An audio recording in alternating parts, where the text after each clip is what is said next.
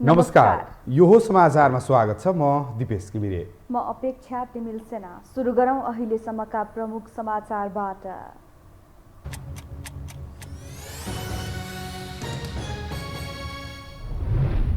संसदको अवरोध हटाउने र एमसीसीबारे साझा धारणा बनाउन सर्वदलीय बैठक असफल। कांग्रेस बाहेक सबै दल एमसीसीको विपक्षमा, एमाले अनुपस्थित। नेपाली कांग्रेसको खुल्ला केन्द्रीय सदस्यको मतगणना अन्तिम चरणमा 35 भित्र देउवा प्यानलका उम्मेदवारहरूको वर्चस्व। देउवा समूह बहुमतमा देखिएपछि जसियो उत्तरपक्ष। उधौली पर्व र योमहरी पुन्ही विभिन्न जात जातिले उल्लासपूर्वक मनाए। मौलिक परम्पराको संरक्षण गर्नु सरकारको दायित्व भएको प्रधानमन्त्रीको भनाइ। फिलिपिन्समा आएको विध्वंसकारी आँधीमा परि ज्यान गुमाउनेको संख्या 75 पुग्यो। सयौं मानिस अझै सम्पर्कविहीन। विद्युत आपूर्ति बन्द हुँदा करिब 30 लाख नागरिक मारमा। र साफ अन्डर 19 महिला फुटबलमा भारतसँग नेपाल पराजित। पराजयसँग फाइनल पुग्ने सम्भावनामाथि धक्का। बङ्गलादेश र श्रीलङ्का बीचको खेलले नेपालको भाग्य निर्धारण हुने।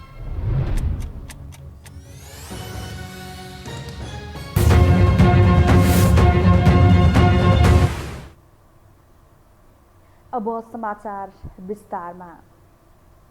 प्रधानमन्त्री शेरबहादुर देउवाले आह्वान गर्नुभएको सर्वदलीय बैठकले संसद अवरोध हटाउने र एमसीसी पारित गर्ने विषयमा साझा धारणा बनाउन सकेन। सरकारका प्रवक्ता तथा कानुन मन्त्री ज्ञानेन्द्र बहादुर कार्कीका अनुसार बैठकमा सबै राजनीतिक दलहरूले आफ्नो धारणा राखेको र यस विषयमा पुनः छलफल गरेर निष्कर्षमा पुग्ने सहमति बनेको छ। बैठक कांग्रेस बाहेक संसदमा प्रतिनिधित्व गर्ने अरू दलले एमसीसी हुबहु पारित गर्न नसकिने धारणा राखेका थिए, जसमा राष्ट्रिय जनमोर्चा र राप्रपाले एमसीसी सम्झौता पारित गर्न नहुने धारणा राखेको थियो भने नेकपा माओवादी केन्द्र र नेकपा एकीकृत समाजवादीले भने सम्झौता संशोधन गर्नुपर्ने पार्टीको धारणा राखेका थिए। बैठकमा प्रमुख प्रतिपक्षी दल नेकपा एमाले भने अनुपस्थित रहेको थियो।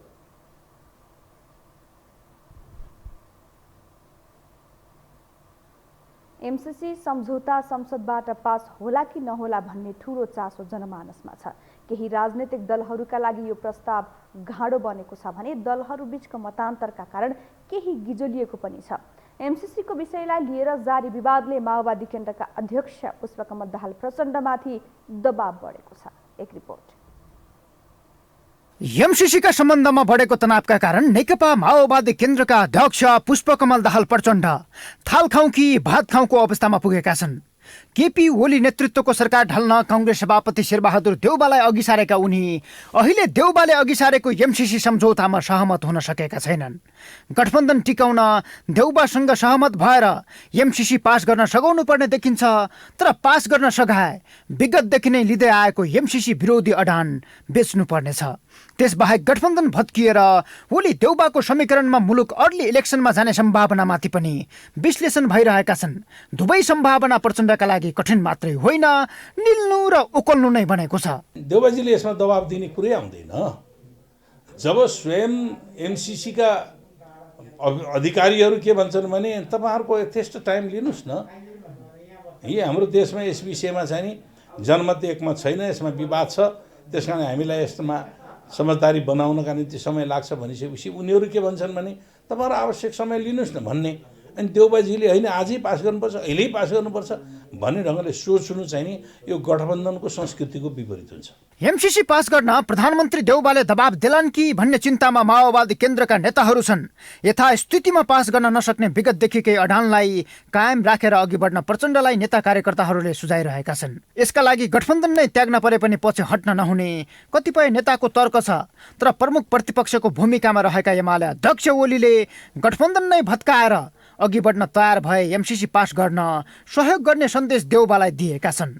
के भन्छ त नेपाली कांग्रेस? यो अवसरवादी गठबन्धनलाई साथमा लिएर एमसीसी गर्दै यो एमाले विरोधी मोर्चाको रूपमा यसलाई क्रियाशील बनाएर जान चाहन्छ या यसको विकल्पमा नयाँ ठाउँमा उभिएर छलफल गर्न तयार छ? एमाले के गर्न तयार? यो त प्रधानमन्त्रीजीको हातमा छ भने नि मैले। प्रधानमन्त्रीजीले के गर्नुहुन्छ? प्रधानमन्त्रीजीले हामीसँग कस्तो सहयोगमा आएको? कुनै पनि अवसरको निम्ति हाम्रो ढोका चाहिँ खुल्ला छ। एमसीसी सम्झौता जतिसक्यो चाँडो अनुमोदनको पक्षमा रहेको अमेरिकाले केही समय पर्खिन सक्ने निर्णय लिएपछि प्रधानमन्त्री देउबा गठबन्धनमा दबाब दिएरै भए पनि यो प्रस्ताव पास गर्ने तयारीमा देखिन्छन्। सम्झौता पास गर्न नेपाल सरकार प्रतिबद्ध रहेको भन्दै मङ्सिर 28मा सम्पन्न एमसीसी बोर्ड बैठक आशावादी बनेको थियो। त्यसअघि नै प्रधानमन्त्री देउबाले एमसीसीको मुख्यालयमै पत्र लेखेर सम्झौता अनुमोदनका लागि सरकार प्रतिबद्ध रहेको विश्वास दिलाएका थिए। सभामुखको विदेश भ्रमणको मौका पारी सरकारले संसद बैठक नै आह्वान गरेको थियो। पुस 6मा बस्ने संसद बैठकमा पनि एमसीसी प्रवेश गराउने चाहना सरकारको देखिन्छ। यति भएर पनि सभामुखले एमसीसी सम्झौता संसदमा टेबल गराउने नगराउने टुङ्गो छैन। सभामुख अग्नि सापकोटाको भूमिका प्रचण्डका लागि अनुकूल हुन सक्छ। पतन यही गराउनका निम्ति पश्चिमा शक्तिहरू लाग्यो। तपाईँको एउटा कुरो भन्नुहोस् न, एमसीसी यहीँ पसेको छ।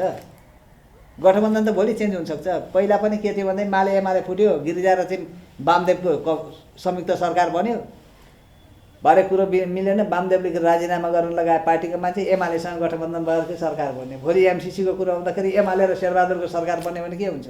सत्ता साझेदार साना कम्युनिस्ट दलहरूभन्दा शक्तिशाली प्रमुख प्रतिपक्षी दल नेकपा एमालेसँग मिलेर सम्झौता पास गर्न प्रधानमन्त्रीका लागि बढी सहज छ।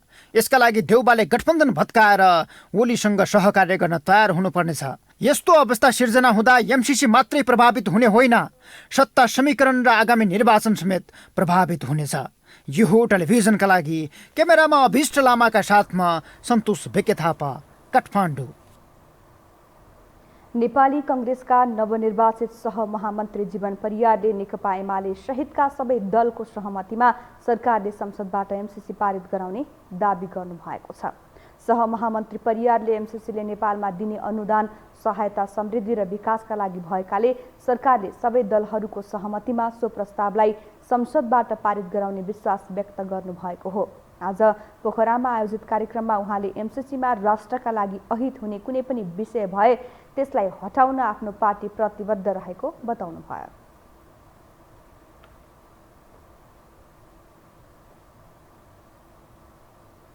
यो काम गर्ने सन्दर्भमा नेपालका कुनै पनि राजनीतिक दल अछुतो छैन।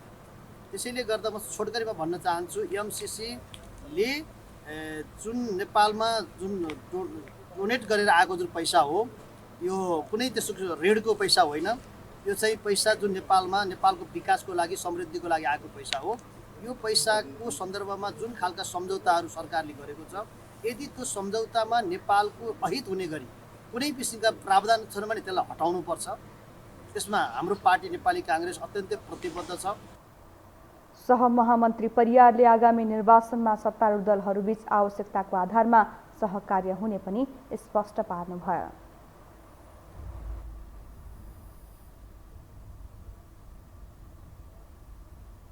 अब बाँकी समाचार।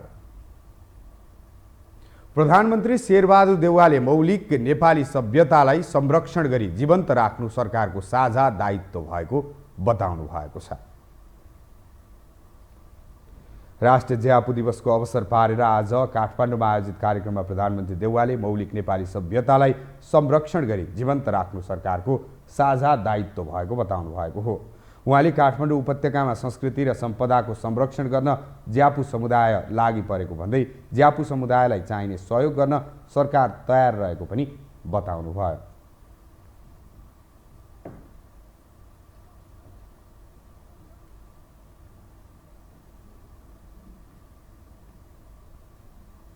धर्म संस्कृति र सभ्यतालाई संरक्षण गरी जीवन राख्नु विलिनबाट जोगाउनु हाम्रो साझा दायित्व हो। यिनै साझा मौलिक संस्कृति परम्पराहरूले अनेकतामा एकताको भावना सिर्जना गर्दै हाम्रो राष्ट्रिय एकता र अखण्डतालाई सुदृढ तुल्याउन आएको छ। नेपालको विभिन्न समुदायमध्ये ज्यापु समाज आफ्नै मौलिक संस्कृति सभ्यता र पहिचान बनेको समाज हो। यो समाजले नेवार समुदायभित्र आफ्नो मौलिक रूप कला संस्कृति र सिपका कारण विशिष्ट स्थान बनाएको छ। काठमाडौँ उपत्यकाको कला संस्कृति सभ्यताको विकासमा ज्यापु समुदायको उल्लेख्य योगदान रहेको छ। प्रधानमन्त्री देउवाले ज्यापु समाज धेरै पुरानो संस्कृति भएको समाज भएकाले सरकारले सार्वजनिक विधा घोषणा गरेको समेत बताउनुभयो।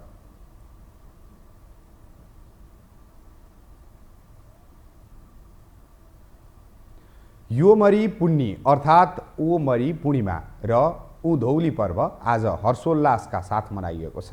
मार्ग शीर्ष शुक्ल पूर्णिमाका दिन नेवार समुदायले नयाँ धान भेत्र्याएको खुसियालीमा योमरी पुन्नी र किराँत समुदायले उधौली पर्वका रूपमा मनाउने गरेका छन्। एक रिपोर्ट। हेमन्त ऋतुको पहिलो पूर्णिमामा अर्थात् धान्य पूर्णिमाको दिन नेवार जातिले यमरी पुनः मनाउने गरेका छन्। तिल, चाकु र खुवा राखेर बनाइएको चामलको पिठोबाट बनाइएको परिकार यस पर्वको विशेष खाद्य परिकार हो। धान्य पूर्णिमाको साँझ टोलटोलमा देउसी भैलो खेले चाहिँ केटाकेटी युवा युवती जम्मा भई यमरी माग्ने चलन छ। नेवार समुदायले उल्लासपूर्वक मनाउने यस चाडलाई रसिलो पर्वको रूपमा पनि लिने गरिन्छ। यमरी नामक परिकार खाइने भएका कारण यस पर्वलाई पुनः भन्ने गरिएको जानकारहरू बताउँछन्। आज यो यमरी पुन्नी भन्ने बित्तिकै हाम्रो चाहिँ यो दिन लामो हुने, यो खाइसकेपछि हामीलाई चाहिँ नि रोग राग नलाग्ने अनि त्यसपछि चाहिँ गर्मी हुने शरीरमा, अनि त्यसकारण यसलाई चाहिँ हामीले यसो टुप्पो बनाउँछौँ। यो दिन लामो होस् भनेर, शरीरमा कुनै पनि रोगहरू केही नलाओस् भनेर हामीले यो यमरी पुन्नी चाहिँ मनाउँछौँ। हाम्रो बाउ बाजे बराजुदेखि नै चलिरहेको हुनाले यसलाई हामीले कन्टिन्यू गरिरहेको छौँ। विशेषता आजको मेन ठुलो चाडपर्व हो हाम्रो यमरी भनेको होइन। वर्षमा एक दिन आउने हो। यो हाम्रो नेवारहरूको एकदम मिठो मानेर खाने होइन। अब सबैले रमाई आजको दिन बिदा पनि दिएको छ। नेवारको एउटा चाडै हो कि ठुलो चाडै हो होइन। पहिला किसानहरूले दिनभरि खेतमा काम गरेर सरसफाइ कार्यक्रम गर्न पाउँदैन, त्यही भएर हरेक महिनाको एउटा चाड चाडको पर्वको हिसाबले मनाएर गरिराखेको। त्यसमा यो पनि यमरी पुन्नी पनि पर्छ। त्यस्तै किराँत समुदायले पनि उधौली पर्व धुमधामका साथ मनाएको छ। राई, लिम्बू, याक्खा, सुनुवार, थामी, सुरेल, जिरेल, हाइल लगायतका जात जातिले यो पर्व मनाउने गरेका छन्। किराँत समुदायले पुर्ख्यौली थलोमा उधौली मनाउने गरेको भए पनि पछिल्ला समय फरक फरक स्थानमा पनि मनाउन थालिएको छ। उधौलीमा किराँतहरूले आफ्ना पुर्खा र प्रकृतिलाई सम्झने र सम्मान स्वरूप पूजा आजा गर्छन्। खेतमा लगाएको बाली भित्राइसकेको यो समयमा बाली लगाउनेदेखि भित्राउने बेलासम्म प्रकृतिले वातावरण अनुकूल पारिदिएको भन्दै प्रकृतिलाई धन्यवाद दिनु यस पर्वको विशेषता भएको किराँत राई यायोकाका महासचिव जनक राई बताउँछन्। ले चाहिँ जुन एउटा अनुकूल भयो, शुभे फाबे भयो, त्यसले गर्दाखेरि यो अन्न अनाजहरू हामीले ढिकुटीमा थन्काउन पायौँ र यसले गर्दाखेरि प्रकृतिलाई धन्यवाद दिने हो।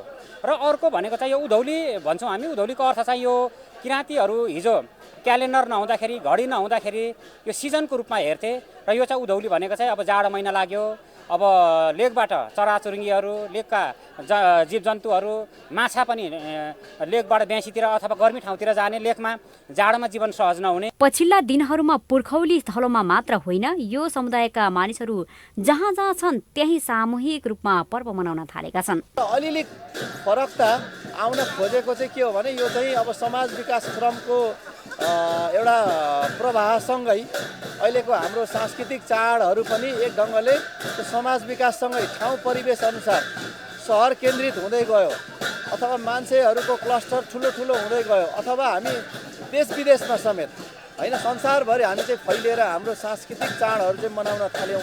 यसरी नेवारी समुदायले कलात्मक रूपमा यमरी बनाउने र पूजाआजा गर्ने परम्परालाई निरन्तरता दिँदै आएका छन् भने किराँत समुदायले पनि जाडोमा तल झर्ने, गर्मीमा लेक चढ्ने भएका कारण पनि यो पर्वको नाम उधौली रहेको बताइन्छ। यस दिन उपत्यकामा झ्याप्पु दिवस पनि मनाइन्छ। यो टेलिभिजनका लागि क्यामेरामा सिरोज श्रेष्ठका साथमा लीलामाया ठटाल, काठमाडौँ। हामीसँग समाचार बाँकी नै छन्, अहिलेलाई विश्राम।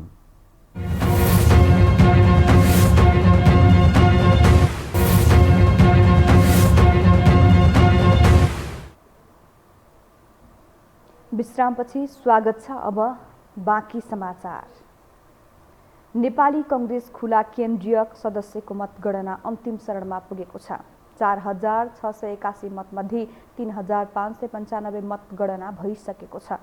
मतगणना अन्तिम चरणमा पुग्दा डाक्टर शशाङ्क कोइराला निर्वाचित भइसक्नु भएको छ भने एनपी साउथ, बालकृष्ण खाँड, उदय शमशेर राणा, रामहरि खतिवडा, ज्ञानेन्द्र बहादुर कार्की, शङ्कर भण्डारी लगायत नेताहरू जित नजिक पुगेका छन्। 35 भित्र देउवा प्यानलका उम्मेद्वारहरूको वर्चस्व देखिएको छ। गणेश लामा 32औं नम्बरमा छन् भने मनोज मणि आचार्य 36औंमा छन्।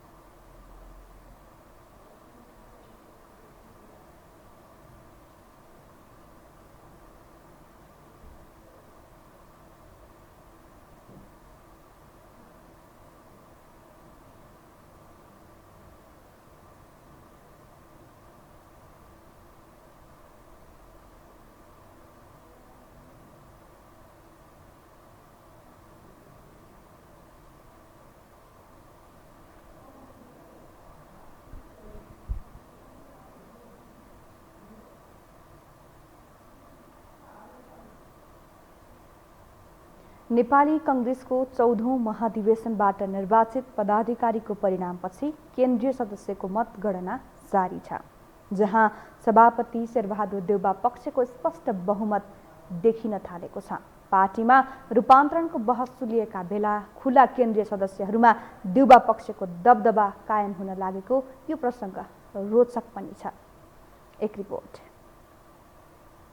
नेपाली कांग्रेसको 14औं महाधिवेशनबाट निर्वाचित भएका पदाधिकारीमा सभापति देउबा मात्रै पुरानो अनुहारबाट थिए। महाधिवेशन प्रतिनिधिहरूको यो छनौटपछि कांग्रेसमा रूपान्तरण र पुस्तान्तरणको एजेन्डा स्थापित हुने आकलन गरिएको थियो। उपसभापति र महामन्त्रीको परिणामले देउबा कमजोर देखिँदा पार्टीमा इतर पक्षका एजेन्डा स्थापित गर्न सहज हुने र विगतकै जस्तो विधि पद्धति बाहिर गएर पार्टी नचल्ने विश्वास पनि गरिएको थियो। 13 सदस्यीय पदाधिकारीमा बहुमत सिद्ध गरेका देउबा खुल्ला केन्द्रीय सदस्यको परिणाम आउँदासम्म भारी बहुमतका साथ पार्टी सभापति हुने सम्भावना नजिक छन्। केन्द्रीय सदस्यको खुल्लातर्फ 35 मध्ये 25 बढी देउबा पक्षकै निर्वाचित हुन सक्ने आइतबारको परिणामले देखाएको छ। पार्टी केन्द्रीय सदस्यमा देउबा सहज बहुमतमा हुने देखिएपछि इतर पक्ष झस्किएको छ।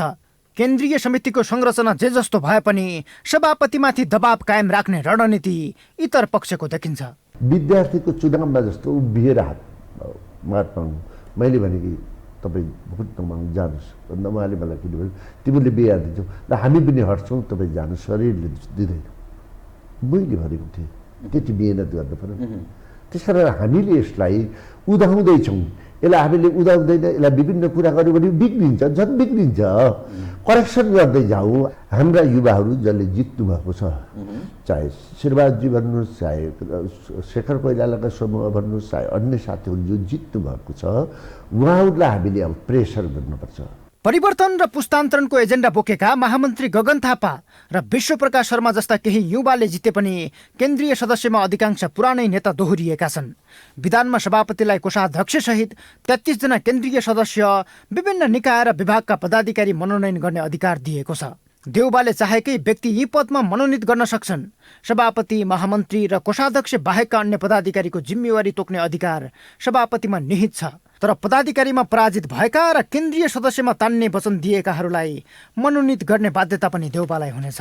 अब कतिपय महत्त्वपूर्ण साथीहरूलाई कार्यसमितिमा राख्छौँ, योभन्दा अगाडि पनि त्यो प्रचलन छ र त्यसपछि पार्टीका विभिन्न साङ्गठनिक निकायहरूमा उहाँहरूलाई पनि आबद्ध गरेरै अगाडि बढ्ने हो। र अब नेपाली काङ्ग्रेसका सभापति शेरबहादुर देउपाले पनि केन्द्रीय समितिमा पनि धेरै साथीहरूलाई समेटिरहनु भएकै छ। महाधिवेशनमा उम्मेदवारी नै नदिएका वरिष्ठ नेता रामचन्द्र पौडेल, नेता कृष्ण प्रसाद सिटौला मात्रै होइन, उम्मेदवारी दिएर पराजित भएका विमलेन्द्र निधि, प्रकाशमान सिंह, विजय कुमार गक्षदार, प्रकाश शरण महत, प्रदीप पौडेल र सहमहामन्त्रीमा पराजित भएका नेतालाई 33 जना भित्रै पारेर मनोनित गर्नुपर्ने दबावमा देउबा छन्। अर्कोतर्फ शेखर कोइराला पक्षका चन्द्र भण्डारी, मिनेन्द्र रिजाल लगायतका नेताहरूलाई पनि केन्द्रीय समितिमा तान्नुपर्नेछ। समग्र पदाधिकारीका केही अनुहार फेरिए पनि कांग्रेसको टिम पुरानै नेताहरूले भरिभराउ हुनेछ। न रूपान्तरण न पुस्तान्तरण, पुरानै तौर तरिकाले कांग्रेस अघि बढ्ने सम्भावना छ। यो हो टेलिभिजनका लागि क्यामेरामा अभिष्ट लामाका साथमा सन्तोष विके थापा, काठमाडौँ। अब बाँकी समाचार। चितवन माडी नगरपालिका स्थित बाँदर झुलाका सुकुम्बासी समुदायले काठमाडौँमा आन्दोलन सुरु गरेका छन्। आज बाँदर झुला सङ्घर्ष समितिले काठमाडौँको माइती घरमा लाल पूर्जा प्राप्तिका लागि आन्दोलन सुरु गरेका हुन्। बाँदर झुला सङ्घर्ष समितिका संयोजक शारदा आचार्यले चितवन राष्ट्रिय निकुञ्ज र नगरपालिकाले ज्यादती गरेको र न्यायका लागि काठमाडौँ केन्द्रित आन्दोलन गर्नु परेको बताउनुभयो। उहाँले काठमाडौँमा आएर आफ्नो जग्गाको लाल पूर्जा प्राप्त गर्नुका लागि आन्दोलन गर्नुपर्ने बाध्यता भएको बताउनुभयो।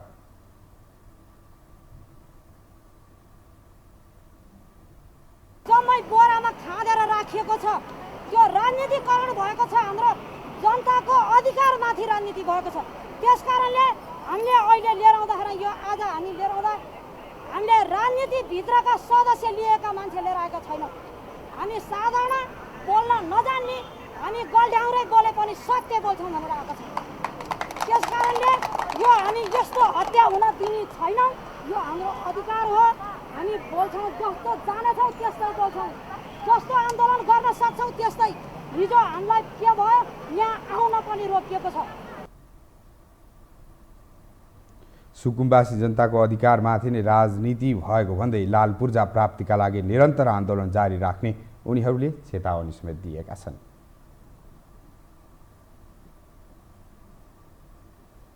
अल्का अस्पतालले बाथरोग सम्बन्धी 9 दिने निःशुल्क स्वास्थ्य शिविर सञ्चालन गरेको छ। ललितपुरको जावलाखेल स्थित अस्पताल परिसरमा पुस 4 गतेदेखि 8 गतेसम्म पहिलो चरण र पुस 12 देखि 15 गतेसम्म दोस्रो चरण गरी 9 दिनसम्म निःशुल्क बाथरोग सम्बन्धी स्वास्थ्य शिविर सञ्चालन भएको हो। शिविरमा स्वास्थ्य जाँच मात्र नभई स्वास्थ्य सेवा नै निःशुल्क गरिएको अस्पतालले जनाएको छ। आजबाट सुरु भएको बाथरोग सम्बन्धी शिविर भने 2 चरणमा गरी 9 दिन सञ्चालन हुने र यो शिविरबाट ग्रामीण जनसमुदायहरू धेरै लाभान्वित हुने अपेक्षा गरिएको छ। लगभग 9 देखि 10 दिनको हाम्रो यो निःशुल्क बाथरोगसँग सम्बन्धित स्वास्थ्य शिविर हामीले सञ्चालन गर्न सुरु गरेका छौँ आजको दिनबाट। र यो शिविरमा विशेषतः पहिलादेखि नै बाथरोग डायग्नोसिस भएर बसेका बिरामीहरू जो चाहिँ अब यो चाहिँ विशेषज्ञसँग उपचार गर्न पाउनु भएको छैन अथवा जसको विशेषज्ञसँग पहुँच छैन उहाँहरू धेरै लाभान्वित हुनुहुनेछ।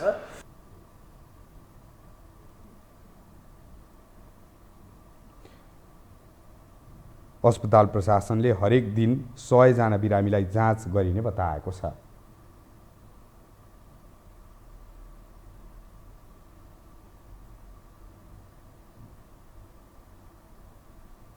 नेपालमा पछिल्लो 24 घण्टामा थप 181 जनामा कोरोना संक्रमण पुष्टि भएको छ। स्वास्थ्य तथा जनसङ्ख्या मन्त्रालयका अनुसार देशभरका विभिन्न प्रयोगशालामा गरिएको 4831 जनाको PCR परीक्षणमा 133 र 5041 जनाको एन्टिजेन विधिबाट गरिएको परीक्षणमा 48 जनामा कोरोना पुष्टि भएको हो। त्यस्तै थप 1 जना संक्रमितको मृत्यु भएको हो।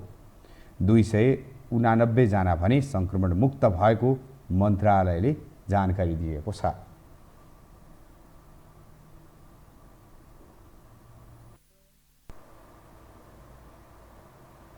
अब आर्थिक समाचार।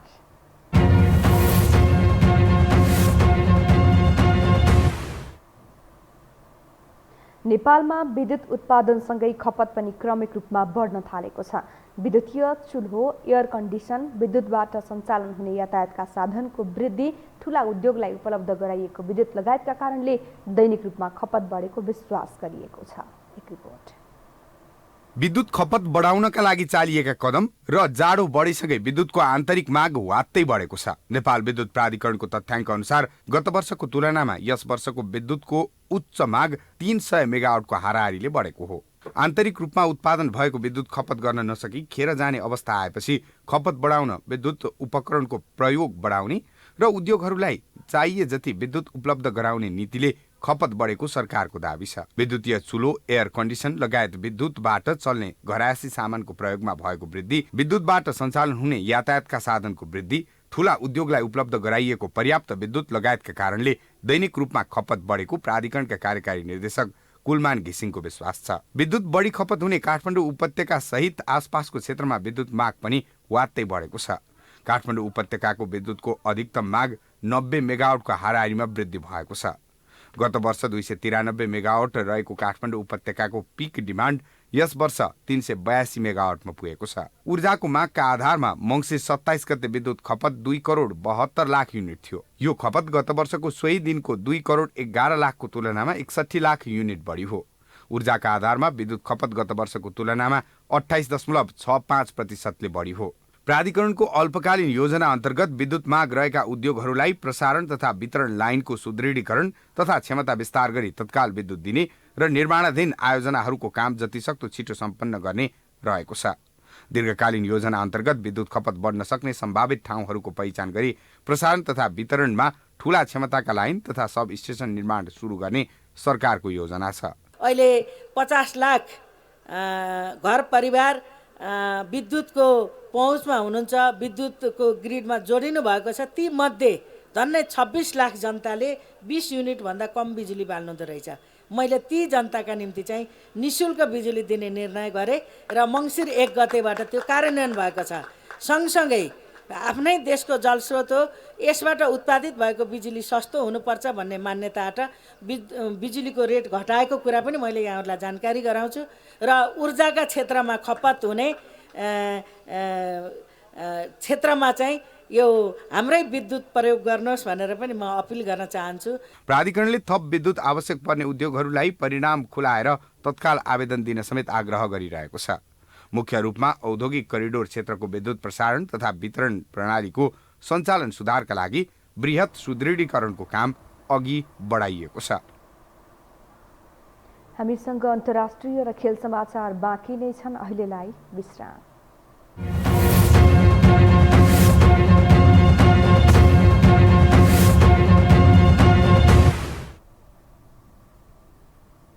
विश्रामपछि स्वागत छ। अब पालो अन्तर्राष्ट्रिय समाचारको।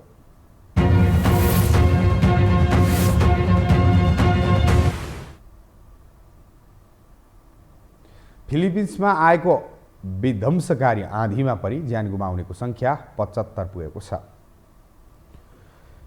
आँधीमा परि सयौं मानिस हराइरहेकाले मृतकको संख्या बढ्न सक्ने अन्तर्राष्ट्रिय सञ्चार माध्यमहरूले जनाएका छन्। टाइफुन राई नामक आँधीले मध्य तथा दक्षिण पूर्वी टापुहरूमा ठूलो क्षति पुर्याएको छ। आँधीले थुप्रै भौतिक संरचनामा समेत क्षति पुर्याएको छ। विद्युत आपूर्ति बन्द हुँदा करिब 30 लाख मानिस मारमा परेका छन्। घटनास्थलमा उद्धारका लागि 18,000 सुरक्षाकर्मी र आपतकालीन कर्मचारीहरू परिचालन गरिएको छ। कोरोनाको नयाँ भेरिएन्ट ओमिक्रोन तीव्र गतिमा फैलिन थालेपछि नेदरल्यान्ड सरकारले लकडाउनलाई कडा बनाएको छ। नजिकै गरेको क्रिसमसलाई मध्यनजर गर्दै भिडभाड नियन्त्रणका लागि लकडाउन कडा बनाइएको हो। सो अवधिमा अत्यावश्यक भएका पसल, बार, जिम, सैलुन सहित सार्वजनिक स्थानहरू कम्तीमा आउँदो जनवरीको मध्यसम्म बन्द हुनेछन्।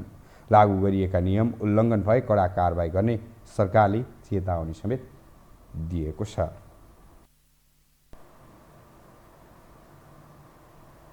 अब खेलकुद समाचार।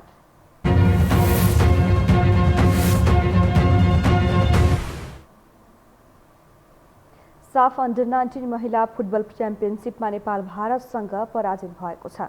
बङ्गलादेशको ढाकामा आज भएको खेलमा नेपालले भारतसँग 1-0 को पराजय भोगेको हो। पराजयसँगै नेपालको फाइनलमा प्रवेश गर्ने सम्भावनामाथि धक्का लागेको छ, किनकि फाइनल प्रवेशका लागि नेपाललाई भारतसँग केवल बराबरीको भए पनि आवश्यकता रहेको थियो। अब नेपालले बङ्गलादेश र श्रीलङ्का बीच हुने खेलको नतिजा पर्खनु पर्नेछ। यता भारतभरि प्रतियोगिताको फाइनलमा प्रवेश गरेको छ।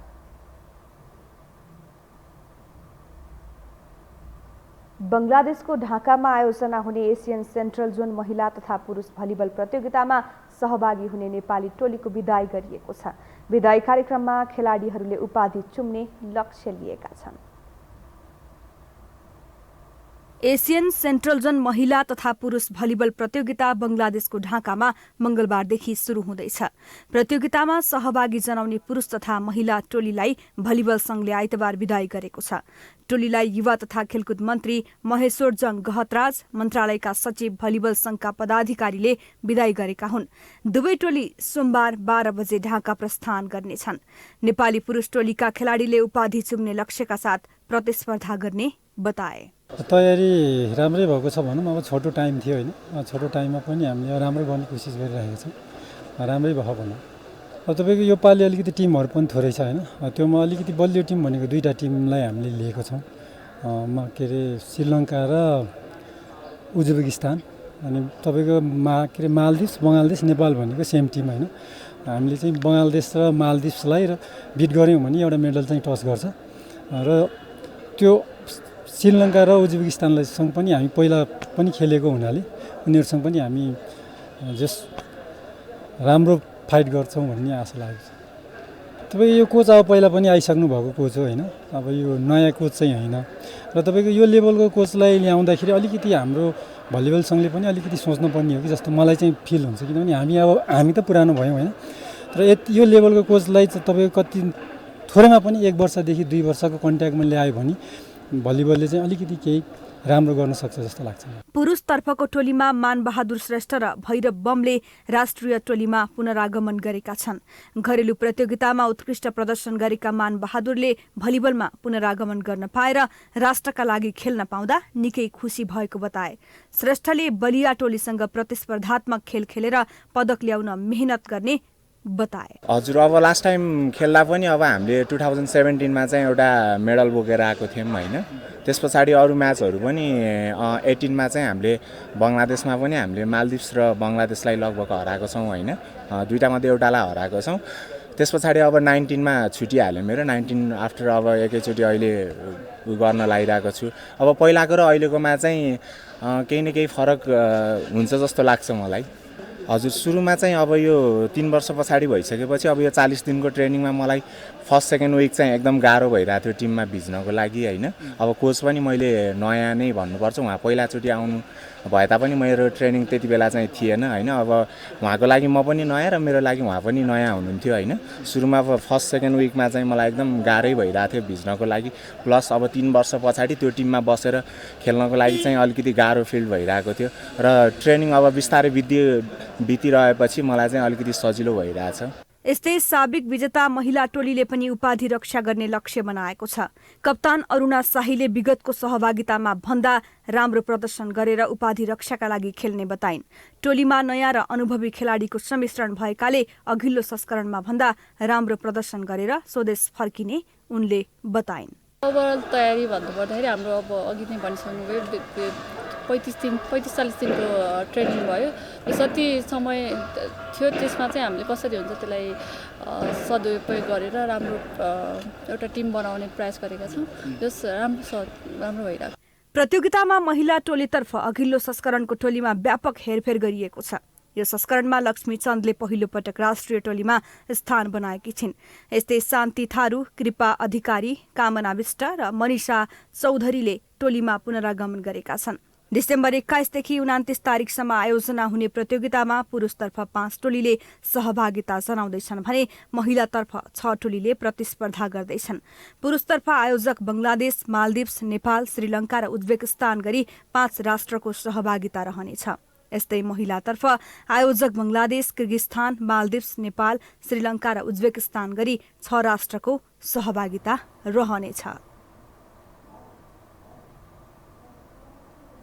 राष्ट्रिय खेलको मान्यता पाएको भलिबल संघलाई कभर हल निर्माणका लागि युवा तथा खेलकुद मन्त्री महेश्वर जङ्गहतराजले जग्गा उपलब्ध गराउने प्रतिबद्धता जनाएका छन्। बङ्गलादेशको ढाकामा आयोजना हुने एसियन सेन्ट्रल जोन महिला तथा पुरुष भलिबल प्रतियोगितामा सहभागी हुने नेपाली टोली, पुरुष तथा महिला टोलीलाई नेपाल भलिबल संघले आयोजना गरेको विदाई कार्यक्रममा टोलीलाई शुभकामना दिँदै जग्गा उपलब्ध गराउने प्रतिबद्धता जनाएका हुन्। राष्ट्रिय खेलकुद परिषदको परिसरमा रहेको पुरानो पौडी पोखरीको स्थानलाई कभर हल निर्माण गर्न पहल गर्ने जनाएका छन्।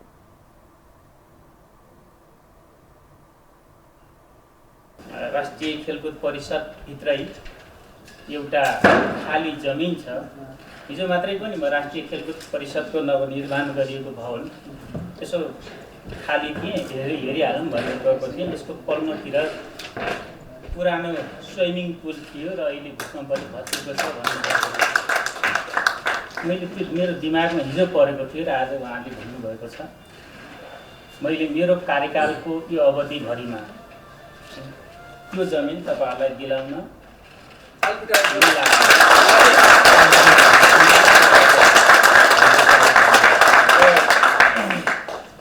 कुनै पनि तरिकाले, कुनै पनि विधिले, कुनै पनि प्रक्रियाले त्यो मन्त्री स्तरबाट हुने स्थिति होस् या मन्त्री परिषदबाट हुने स्थिति होस्, यसको हल म गर्ने तपाईँहरूसँग प्रतिबद्धता व्यक्त गर्छु। 2072 सालको भूकम्पका कारण भत्काएको पौडी पोखरी र त्यसैको आडमा रहेको लन टेनिसको जग्गा अहिले प्रयोगविहीन छ, जसमा नेपाल भलिबल संघलाई दिन पहल गर्ने मन्त्री गहतराजले प्रतिबद्धता जनाएका हुन्।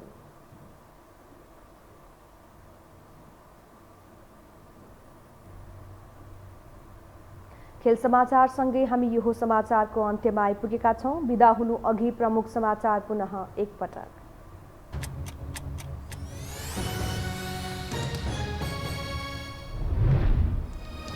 संसदको अवरोध हटाउने र एमसिसी बारे साझा धारणा बनाउन सर्वदलीय बैठक असफल।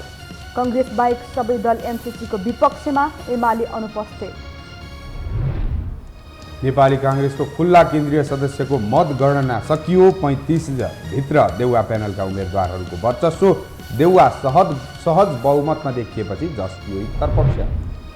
उधैली पर्व र योमरी पुन्ही विभिन्न जातजातिले हर्ष उल्लासपूर्वक मनाए। मौलिक परम्पराको संरक्षण गर्ने सरकारको दायित्व भएको प्रधानमन्त्रीको भनाई। फिलिपिन्समा आएको विध्वंसकारी आँधीमा परि ज्यान गुमाउनेको संख्या 75 पुग्यो। सयौं मानिस अझै सम्पर्कविहीन। विद्युत आपूर्ति बन्द हुँदा करिब 30 लाख नागरिक मारमा। र साफ अन्डर-19 महिला फुटबलमा भारतसँग नेपाल पराजित। पराजयसँगै फाइनल पुग्ने सम्भावनामाथि धक्का। बङ्गलादेश र श्रीलङ्का बीचको खेलले नेपालको भाग्य निर्धारण हुने।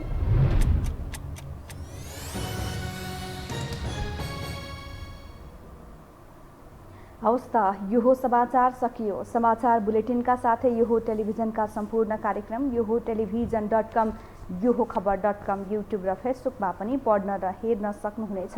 मोबाइलमा यो हो टिभी एप डाउनलोड गरी हामीलाई प्रत्यक्ष हेर्न सक्नुहुनेछ। तथ्यसहितको निष्पक्ष समाचार तथा मनोरञ्जनका लागि यो हो टेलिभिजन हेर्दै गर्नुहोला। नमस्कार।